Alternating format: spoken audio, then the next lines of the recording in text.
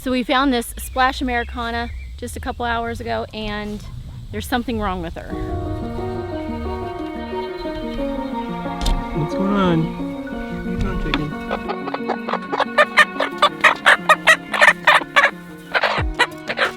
And she's been broody for a long time, so she's usually sitting in the nesting box. We've been checking on them every day, right? Mm-hmm. Every day we do chores, and we haven't seen this until this morning. She's got a severely twisted neck, and I don't know if we've had this outside of maybe a few chicks having this in the past. I don't know if we've had this in an adult before. And so I believe it's Wry Neck. And basically it can be a number of things. It can be a vitamin deficiency. It can be internal parasites. It can be an injury. It can be a handful of things. So right now we're gonna separate her out. Not something that typically spreads to other chickens, but we wanna be able to treat her specifically, and then we're gonna work on treating the entire flock for internal parasites. But right now we've gotta see if we can get her fixed up before it's too late, because she won't be able to eat or drink at all. She hasn't moved from this spot in the last couple hours. So we're gonna move her into a coop all by herself, be able to give her food and water, make sure she gets the treatment that she needs. Hopefully we can get a full recovery. We had this chicken for the past year or so. I really wanted Splash Americanas because of how gorgeous they are. And she's been broody for, gosh, the entire year. So we got a spot over here we're gonna put her in. It's the dog pen. We had it fixed up, trying to hold cats in, but it wouldn't hold cats, so I think this is gonna be perfect for her. So we went and got a few products that we're gonna try to treat this for a couple different things. So if it turns out to be vitamin deficiency, we've got this hydro hen that we'll put into the water. Hopefully will help with some electrolytes, things like that. And then if it's internal parasites, we got a couple different things. And we're gonna try this on the main flock as well. We haven't treated for internal parasites in a year. And we have this poultry dewormer. We're able to open up these pills, put it in their feed. And then we've got this Safeguard anti-parasitic. It's a liquid. So it's a liquid in here. And then we've got a syringe. And so we're able to put a little bit of this in their water. So check with your vet. It says if your bird is sick or acts sick, don't administer this product. Always consult your veterinarian. So that's what we'd suggest. Check with your vet before you do any of this. It is difficult to find a vet that will treat chickens. There is a bird vet that's down in Kansas City, but very expensive and is difficult to justify doing that. So usually we have to go to the internet to find a solution for these problems. All right, so we got some food right here. We've got some water right here. We've got our pill here. So we can open this up, put a little bit on each side of the feed here. Okay, so that pill just opens up. I'll just sprinkle it over all the feed, mix that around. So she'll get some of that internally when she eats that feed. She's kind of freaking out, so she's backing herself up into a corner. I hope she doesn't do that when we're not around. Oh my goodness. Because she can't see straight, so she's gonna end up trapping herself. On this Safeguard, I know it's a really small amount. You've got to read the directions on how much to use so you don't overdose the chickens. I'm just gonna give them 1 or 2 drops in here. Set up a little bit.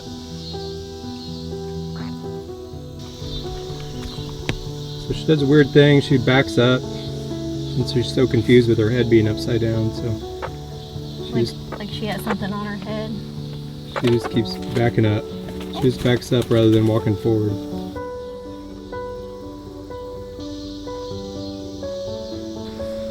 Yeah, so what are you seeing and how do you feel about her? I don't know.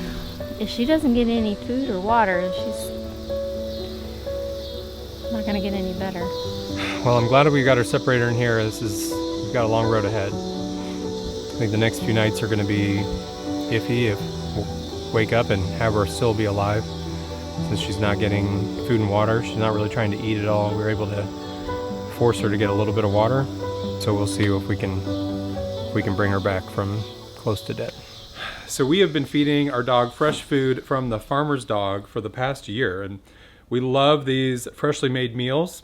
And we really love that the farmer's dog has now come out with a way for us to make our very own meals using their new DIY, their do-it-yourself nutrient kit. Sorry about the birthday sign in the back. It was my birthday yesterday. It's something that has been intimidating for us. It can definitely be intimidating for other people to cook and make meals for your dog and not know if you're getting all of the right things, if you're getting all of the right nutrients in there. So what's really cool about this DIY nutrient mix is that they set up a plan for you. They give you a whole bunch of meals that you can follow, and then you just spread this on top of the food right before you give it to your dog. So today I've got a plan. I'm gonna make some beef, sweet potato, carrots, some eggs, and then we'll be putting this on top. So let me cook that up here real quick, and then we'll go feed Joey. This food is so good, I could have this for lunch. But today, Joey's gonna get this. Last thing we want to check is that this is coming in right around 165 or a little above. Make sure that it's fully cooked. And it's right there. Now we're gonna take some of this food. We're gonna put it in Joey's bowl for today. Let's see if I can do this without spilling. And then the rest of it we'll put over in this tray. We'll put it in the fridge and we'll get it ready for Joey tomorrow. Now the last thing I need is the DIY nutrient mix. We'll sprinkle that all over the top of the food here. So what do you guys think? Think Joey will eat this food? I am positive that she will. Come on, come on. So Joey is our Australian Shepherd. She is 5 years old and she is really thriving on the farmer's dog diet. That was a lot of fun to make for her. Really simple to figure out and navigate the farmer's dog's website to cook up some really fun and healthy meals for her. So I hope you'll try it out. We've got a QR code right here on the screen. You can open up your camera, scan it, go to the website to get some for yourself, or you can click the link down in my description. Hope you'll try it out.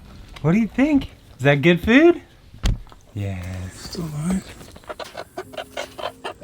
Man, I thought she was dead today. Day 2. Gonna dip her beak in here. It's frustrating because she won't drink.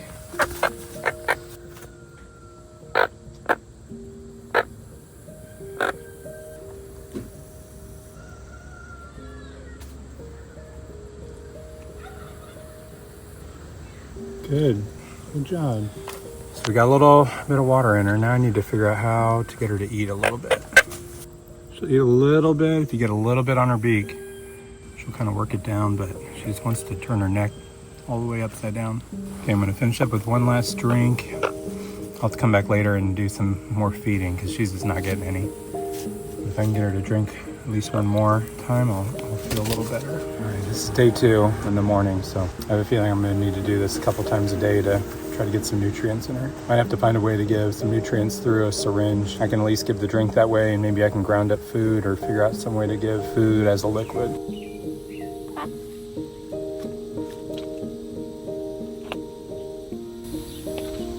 Coming out of the water. So this is day 3 out here, and I'm really encouraged today. I still see the neck wrapping around, but observing her over the past day when I've had to come out really for breakfast, lunch, and dinner, make sure she got some drink and she might be getting a little bit of food. I'm just encouraged by her energy. She seems to be able to get her neck back straight if she wants. So when she has it crooked, when wrapped around, she just backs up and then causes chaos in here and spills out food and water. But when she can control it, get it up to normal, it seems a lot better. So I think we're headed in the right direction. I'm encouraged, but I think we have a long way to go still. Hopefully you're getting some. And then she flips out. Just backs up. Whenever that happens, then she just starts backing up everywhere. That's the frustrating thing. Then she'll just get stuck somewhere. You know, she's stuck on that door. So we're about 5 days in to treating our little Wry Neck Americana here. So I'm gonna refresh her water and her food, put some more medicine. I've also got some electrolytes here from Grubbly Farms. It goes right in the water, just one little scoop, vitamins and electrolytes. So I'm gonna try that. Needed a new package, our other one was getting kind of old. So on this, I just open this pill up here. We'll sprinkle that around. With this Grubbly Farms, we just take one little scoop, put it in the water, and then I'll mix it around a little bit. So you can see she's able to walk around, which is great. She wasn't walking around when we found her in the coop. She was just stuck in the corner all day. So while the neck thing is still definitely an issue, I'm hopeful. So I'm really encouraged. I see her walking around. We see her sometimes keeping her head straight up. So that makes me think, okay, she's able to come over and get some food and water on her own. Because we've been coming in here the first 3-4 days and force feeding her, force putting her in the water to make sure she's getting some hydration. Her body weight's getting really light. And so she won't last very long if she's not eating. So we're hopeful that if she can stand up straight, she'll start to do some things on her own. So we'll see. We're kind of a race against the clock at this point to see if we caught it quick enough, if we can treat it the right way, between giving her vitamins,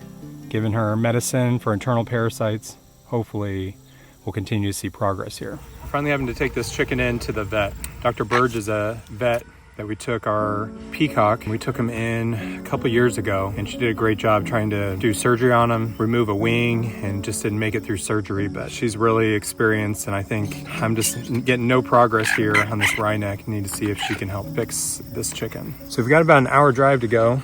Bella's gonna go with me and see if we can make any progress today on this. So we took Miss Spot here to the vet, to Dr. Burge down in southern Kansas City. Dr. Burge said she had I think a dog or a cat that she had that was this color that she called Spot, so we decided to call this chicken Spot as well. So first I want to talk about the economics of going to the vet, because I know a lot of you will tell us to go to the vet every time a chicken's sick, and it can be really difficult. One, the time is difficult. It's an hour each way, so 2+ hours plus the visit, so you're talking 3 hours. Then the cost. It costs us today about $88 to have her seen and have her treated, and there's no guarantees that this is gonna fix her. So it can be really tough to commit to that when a dozen of eggs, these eggs that she came from were about $100, $120 for a dozen eggs. Sometimes it's just easier to hatch again and start over. But we really wanna see if we can solve this problem. She said we probably won't solve the neck issue, but we may be able to solve the other issues that will allow her to live a semi-normal life, and she can learn to deal with the neck. She doesn't think the neck will heal. She said Wry Neck can happen from a stroke, from an ear infection, or from a parasite in her brain, and says sometimes you can fix it if you get them in real quick, but typically if you don't get them in really quick, you can help them live but not solve the neck issue. So as far as treatments, we got an eye ointment. She showed me how to put that on because she was having some gunk in her eyes and she wanted to treat that. Then she gave me 2, I think they're antibiotics, doxycycline and Metacam. We've got 2 different antibiotics here. I'm supposed to give my mouth twice a day. She showed me how to do that. That's really fun to see. And then the last thing was how to tube feed her, which could really come in handy because we've had chickens get sick before and they get really frail and thin. So I'm gonna show you how we do that right now, because we've got some food here. Ground up way too much in the blender, but we'll see if that'll work to at least start to put some weight back on her, because I don't think she's eating much. She drinks a little bit. I don't think she eats much at all. So she showed me how to feed using this little syringe. And basically you can put it all the way down their throat up to this black line. It's crazy. It's nearly a foot that it can go down in close to their crop. I'm having a really hard time getting food into this tiny little tube. She said not to just put it in the syringe. It'll get clogged up in here, and so much, it's just liquidy mush, but it still gets stuck. Even just little bits of the feed gets stuck in here. I was able to get a decent amount right there. Another 5 cc's. So once you get it to that black line, I've got about 5 cc's of food in here. All right, so I've gotten 15 cc's of food in her. We've got 1 round of antibiotics and eye drops, and I'll have a little bit, I'll have to do it all again this evening. So we'll see. We'll see if this will have any impact on her. Goodness, we've been struggling with this girl for a month, so I hope this helps. Here's 10. So once in a while I'm able to get it just right, finally, as soon as I'm done with this. I got 10 cc's in there, so I'll give her a little bit more. So they told me to tuck this under my chin, hold her mouth open, and then move the tube in. They told me to start with about 20 cc's a day of feed and then start to go up from there. So we'll go 20 cc's up to 40 cc's, and we'll just increase by 5 cc's or so every day.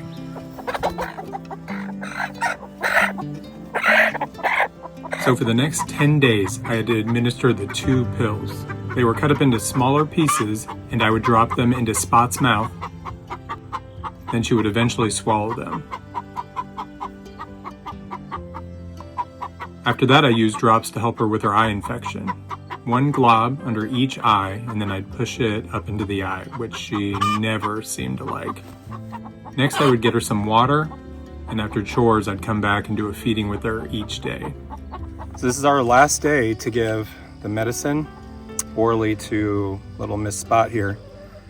I'll do the eye drops. I'll do the eye medicine as well, but I saw her eating. I see her eating every day. I don't want to keep her here by herself. We have 1 little injured other chicken that had a little cut on her side that we're keeping in here with her. So I'm gonna feed her, but we've got to figure out when we can get her back in with her flock. And after I do that, I like to make sure that I get her a little drink, make sure that she's drinking regularly. So a couple weeks ago, we moved Spot, our Wry Neck hen. We moved her out of that area and over to this area. I see her walking around right now. We wanted her to have a friend. We've moved in a few different birds as they've been sick, things like that with her. This is Kelly. She's a blind crevecoeur chicken. Oh, we got our cat here with us. Very good. So it's been almost 3 months since this whole Wry Neck issue popped up, and we started to try to treat it. Eventually took her to the vet. She got treated by the medicine, and I've treated her with ivermectin on the back. It's gotten rid of any lice, any bugs that she's had, and this is gonna be her life from here on out. Dr. Burge had said she's just gonna learn how to live with her neck like this. She's gonna know she should straighten it back up from time to time. She does still try to eat. She's got a little bit of weight to her, but just not enough. It's just not enough weight. She does drink, she does eat from time to time. I do walk by and see her throwing her head down into the feed, so I do see her trying to eat. I appreciate that. Makes me think she can live for a while, but it's gonna get cold here soon. Don't know if she'll be able to make it through the winter. We'll do our best to help keep her warm. If it does get cold, we'll try to keep this fully covered. It's just unfortunate. It's unfortunate that this is a disease that takes over their neck, their life, and a chicken that had been so normal, had been broody for so much of this year and some of last year would just turn out this way. And you know, on one hand, she probably just would have died and we would have moved on. But going through this whole adventure with her, this journey, definitely a learning experience. It was very sad, and we're gonna keep trying to keep her alive as long as we can, but this is Spot's life now.